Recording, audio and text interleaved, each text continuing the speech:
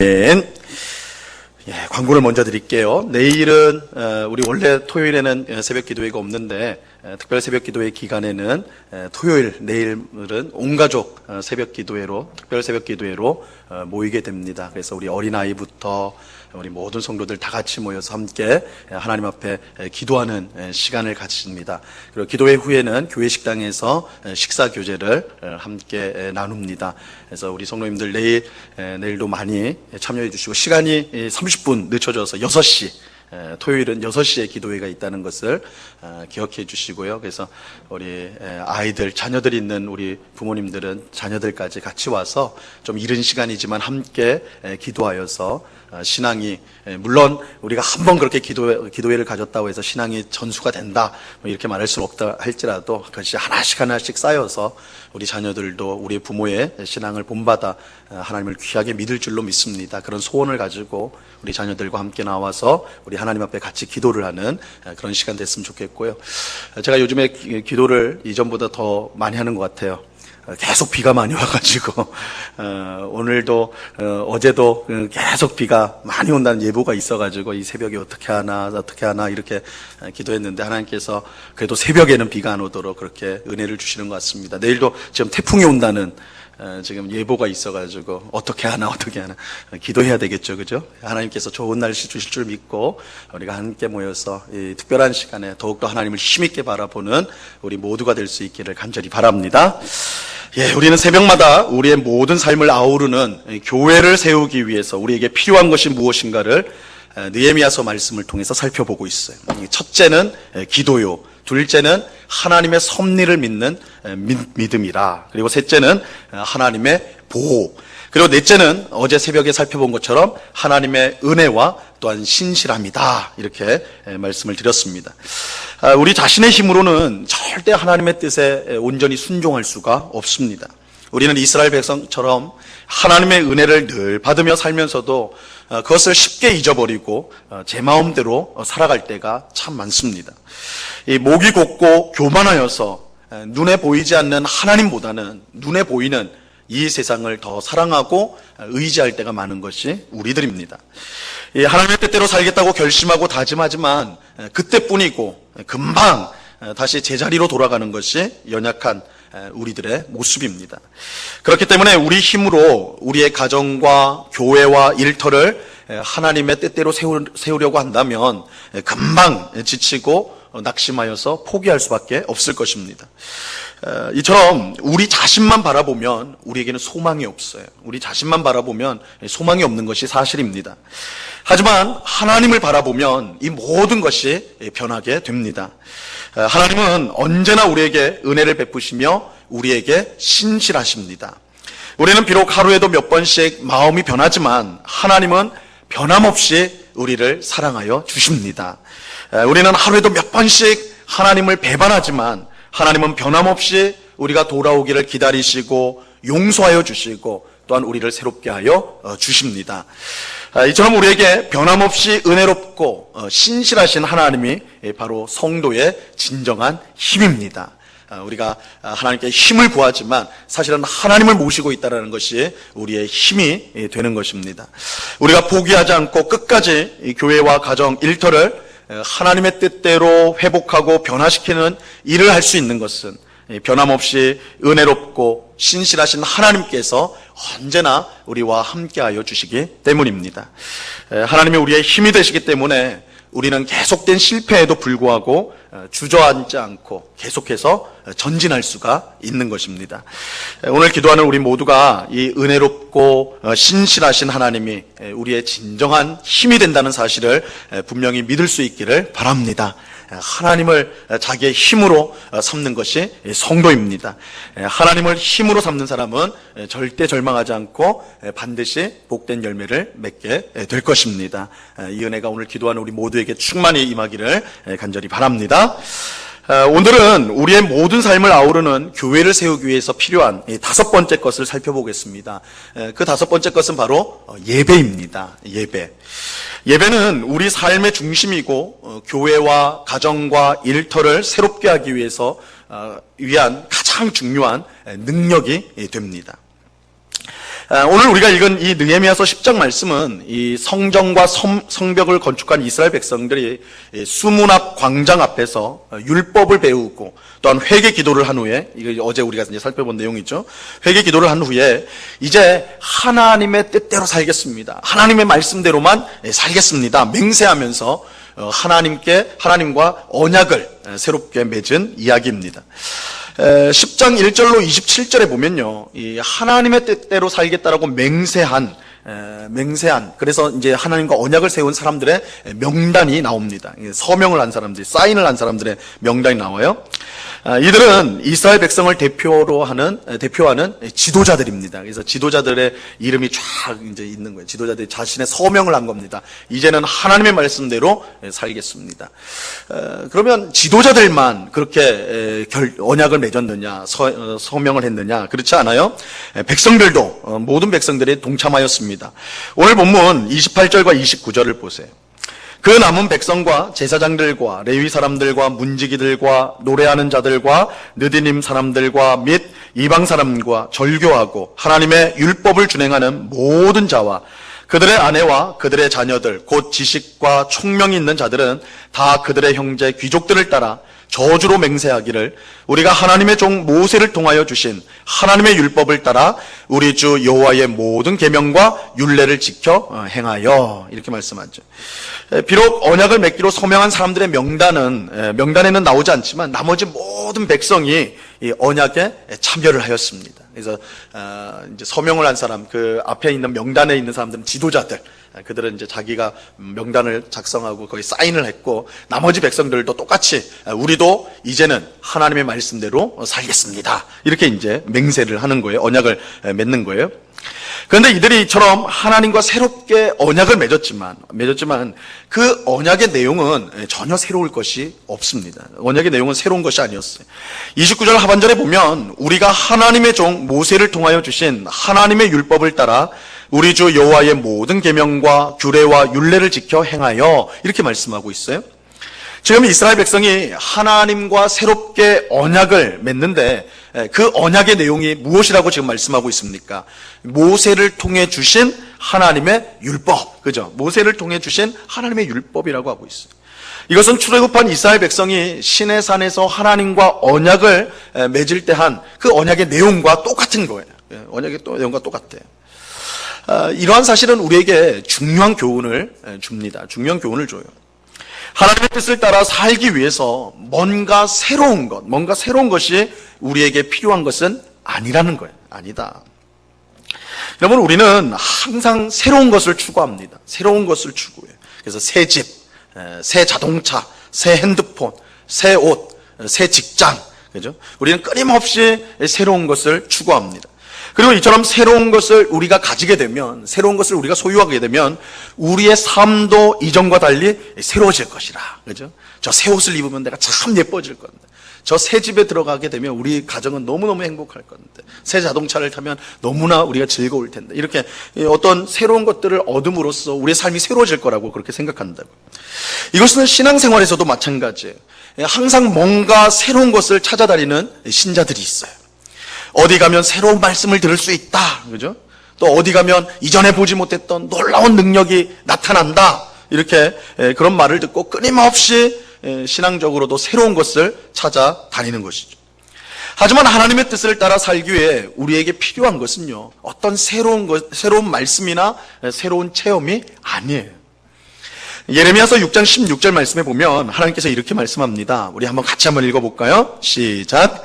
여호와께서 이와 같이 말씀하시되 너희는 길에 서서 보며 옛적 길 곧 선한 길이 어디인지 알아보고 그리로 가라. 너희 심령이 평강을 얻으리라 하나 그들의 대답이 우리는 그리로 가지 않겠노라 하였으며, 하나님이 오늘 이 예레미야 선지자를 통해서 이스라엘 백성들에게 어떤 길을 알아보라고 지금 말씀하고 있습니까? 너희는 어떤 길을 알아보라고요? 옛적 길을 알아보라. 그죠? 옛적 길을 알아보라. 그렇게 말씀하세요. 하나님은 어제나 오늘이나 영원토록 동일하시기 때문에 그의 말씀과 뜻에 변함이 없으세요. 뜻이 없어요. 변함이 없어요. 그러므로 느헤미야와 그의 백성이 이제 하나님 앞에서 새롭게 살기로 결단할 때 그들이 지켜야 할 것은 지금 주어지는 어떤 새로운 말씀이 아니라 수백 년 전에 하나님께서 모세를 통해 주셨던 바로 그 율법이에요. 이 율법에는 관심이 없고 새로운 말씀을 구한다면 그것은 결코 하나님의 뜻이 될 수가 없는 것입니다. 기독교는 뭔가 새로운 것을 구하는 종교가 아니에요. 뭔가 새로운 거. 기독교는 철저하게 처음으로 돌아가는 종교라 말할 수 있어요. 처음으로 돌아가는 종교예요. 옛적 길, 즉 하나님이 이미 주신 말씀의 길로 돌아가는 것, 끊임없이 하나님이 주신 옛적에 주신 길, 옛적 길로 돌아가는 것, 이것이 기독교예요. 여러분, 하나님 앞에서 새로운 삶을 살기를 원하세요? 정말 우리의 가정이 새로워지고 우리의 일터가 새로워지고 우리의 교회가 새로워지기를 바라십니까? 그렇다면 옛적 길인 하나님의 말씀으로 돌아와야 돼요. 그렇죠? 어디 새로운 거, 어디서 우리가 보지 못했던 거, 이전 사람들이 알지 못했던 거, 그것이 우리를 새롭게 하는 게 아니에요. 우리를 정말로 새롭게 하는 것은 이전에 주셨던, 이미 옛날에 주셨던 하나님의 말씀, 하나님의 말씀으로 돌아가는 것이에요. 돌아가는 것. 성경으로 돌아갈 때 우리의 옛삶이 새로운 삶으로 변화되게 됩니다. 하나님의 말씀으로 돌아오는 것, 이것이 우리를 새롭게 하는 가장 확실한 방법입니다. 이처럼 이스라엘 백성은 모세를 통해 주신 율법을 지키기로 하나님 앞에서 새롭게 언약을 맺었습니다. 오늘 우리가 읽은 본문은 그들이 지키기로 한 모든 율법 중에 이제 몇 가지를 선택하여서 기록을 하고 있어요. 그러니까 하나님이 모세를 통해 주신 온 율법을 우리가 순종하겠습니다. 이렇게 말하면서도 그 가운데 특별한 몇 가지를 이렇게 이제 선택하여서 기록을 하고 있어요. 근데 우리가 이제 주목해서 볼 것은 여기에 나오는 율법이요, 대부분 예배와 관련이 있다는 거예요. 예배와 관련이 있어요. 우선 이스라엘 백성은 자기 자녀들이 이방 사람들과 혼인을 맺지 않도록 하겠다, 이렇게 언약을 하면서 맹세를 합니다. 30절 말씀 보세요. 30절 같이 읽습니다. 시작. 우리의 딸들을 이 땅 백성에게 주지 아니하고 우리의 아들들을 위하여 그들의 딸들을 데려오지 아니하며. 이 말씀을 오늘 우리식으로 말하면 국제결혼 금지한 거예요. 국제결혼은 안 된다. 그죠? 국제결혼 안 된다. 근데 이것은 단순히 혈통의 순수성을 지키기 위한 것은 아니었어요. 우리가 이제 흔히 생각하듯이 국제결혼하면 안 된다. 이거 우리 혈통이 흐려진다. 근데 그런 의도로 이 명령을 한 것은 아니에요. 이렇게 자기들이 맹세를 한 건 아니었어요.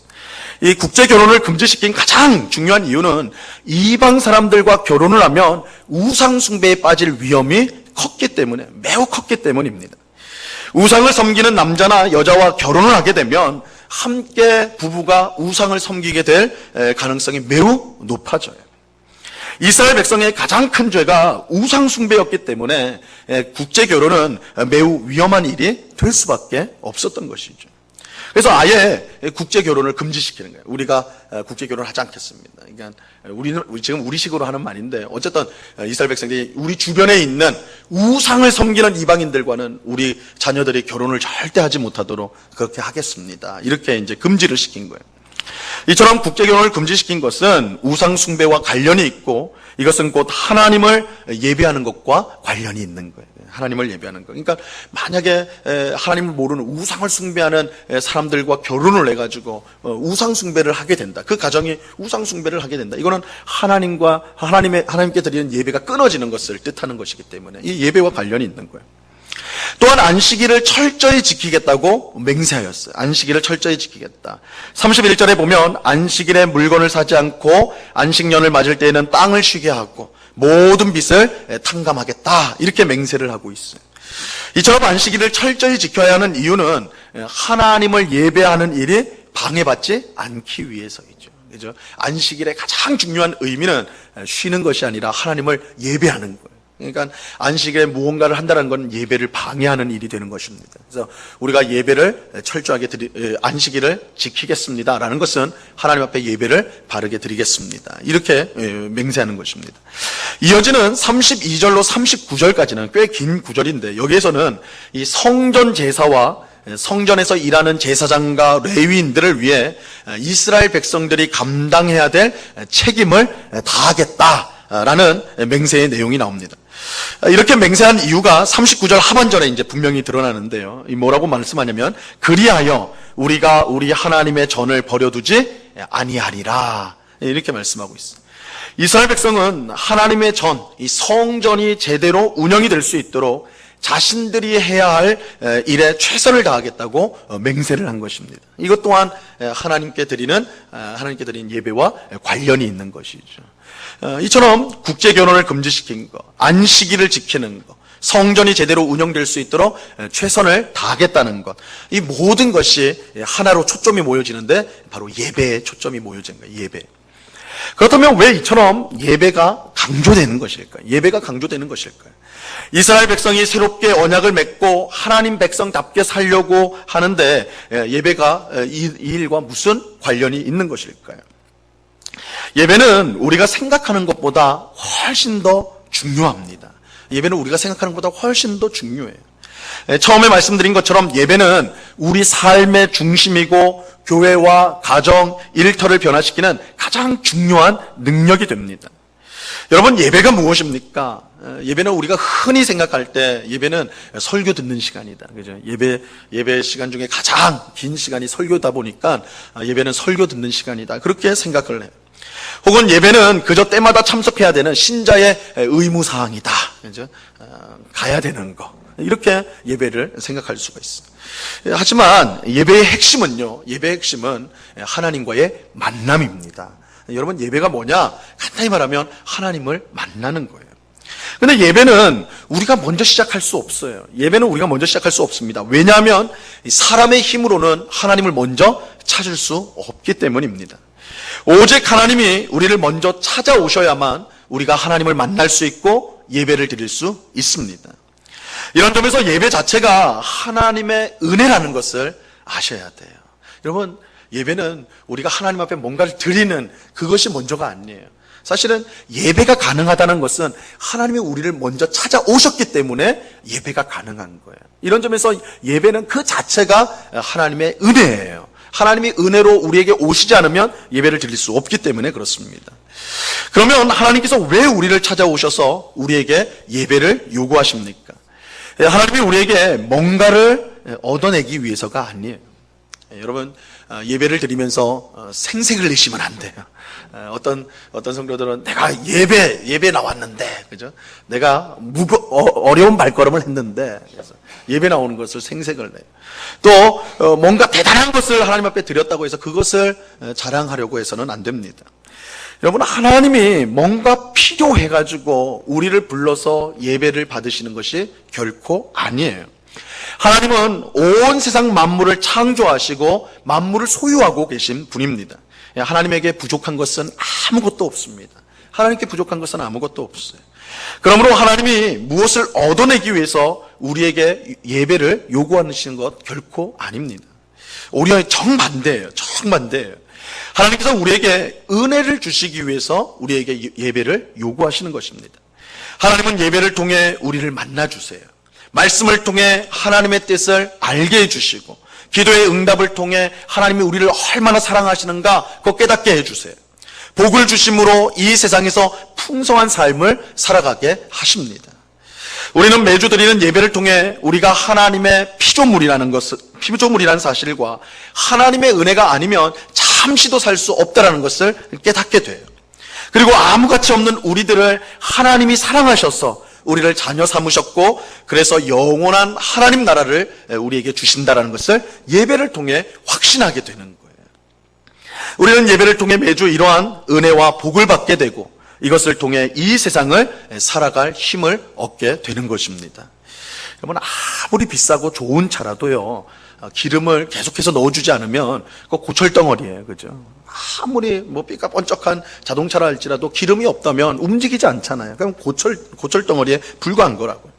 마찬가지로 좋은 믿음을 가진 성도라 할지라도 예배를 소홀히 한다면 무기력한 성도가 될 수밖에 없어요. 무기력한 성도예요. 느헤미야와 이스라엘 백성이 하나님 앞에서 새롭게 살기로 결단하면서 무엇보다 예배를 중요하게 생각한 것이 바로 이러한 이유입니다. 우리가 교회와 가정, 일터를 바르게 세우기 위해서는 지속적인 능력을 공급받아야 돼요. 지속적인 능력이 필요합니다.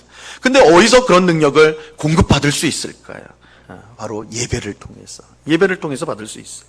하나님은 예배를 통해 우리를 만나주시고 필요한 은혜와 능력을 부어 주십니다.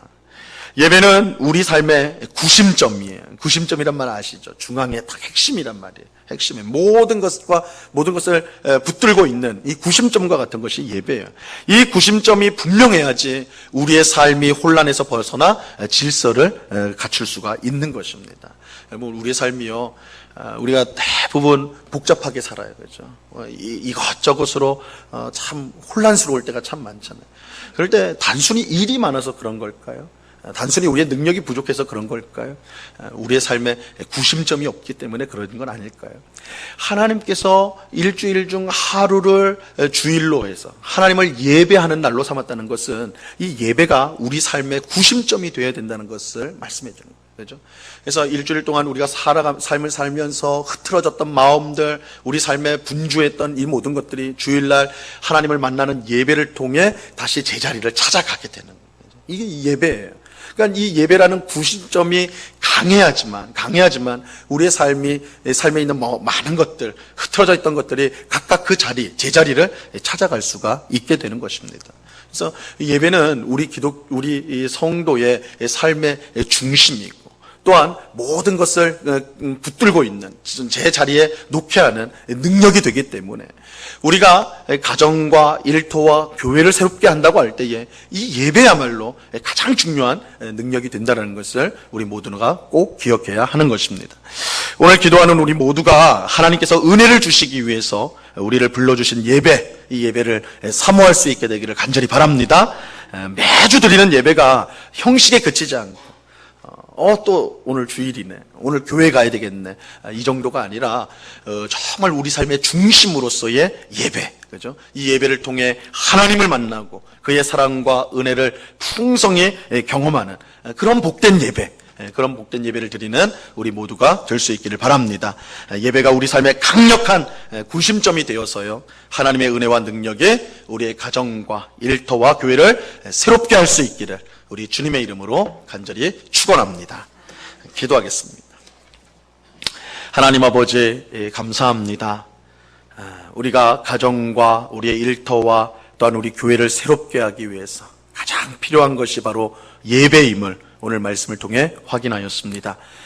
이스라엘 백성들이 이제 하나님의 말씀대로 살겠습니다, 그렇게 맹세하며 언약을 맺을 때 가장 중요하게 여겼던 것이 예배였습니다. 예배라는 구심점이 분명히 있을 때에야 우리의 삶은 질서를 찾고 또한 하나님의 영광을 위한 복된 삶이 되어질 것입니다. 주님, 우리가 바쁜 세상을 살면서 우리에게 주어진 많은 일들이 혼란스럽고 흐트러져 있고, 그래서 우리의 삶이 번잡하고 또한 질서 없이 막 흘러가는 것처럼 느껴질 때가 참으로 많습니다.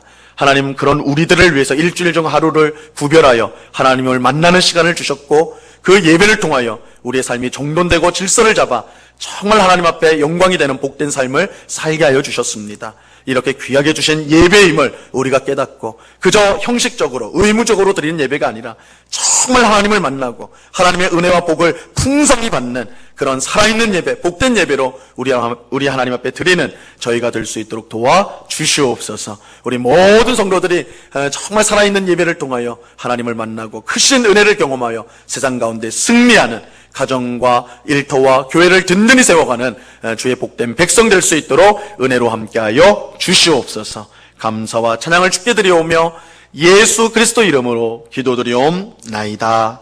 아멘.